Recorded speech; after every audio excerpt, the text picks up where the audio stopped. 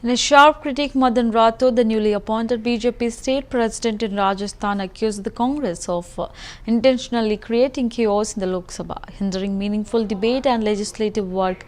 He emphasized that Parliament is meant to address public concerns, pass welfare schemes and deliberate on bills, and claimed that the opposition's actions are washing taxpayers' money. On the issue of voter list revision, Rathod dismissed the controversy, stating it is a routine and necessary process to maintain electoral accuracy.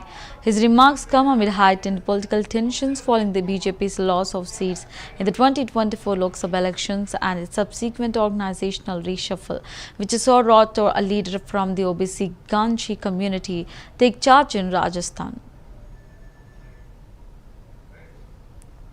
इसने तय किया है कि अभी हंगामा ही करेंगे। विपक्ष ने मिलकर के सदन चलने नहीं दे रहे हैं, ये दुर्भाग्यपूर्ण है।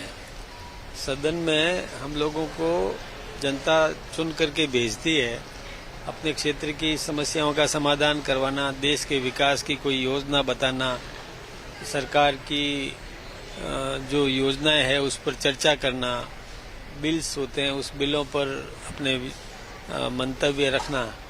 लेकिन अब हंगामा करके तो नुकसान ही कर रहे हैं। जनता के गाढ़े पसीने का पैसा बर्बाद होता है, ये ठीक बात नहीं है। हंगामा करना नहीं चाहिए। सकारात्मक भूमिका विपक्ष भी निभाए, लेकिन अभी वो कभी मतदान सूची जो होती है, मतदाता सूची, उसका पुनरीक्षण हो रहा है तो उस पर ऐतराज कर रहे हैं। पुनरीक्षण तो होना ही चाहिए, हर बार होता है, कोई नई बात नहीं है। सही व्यक्ति मतदान करे।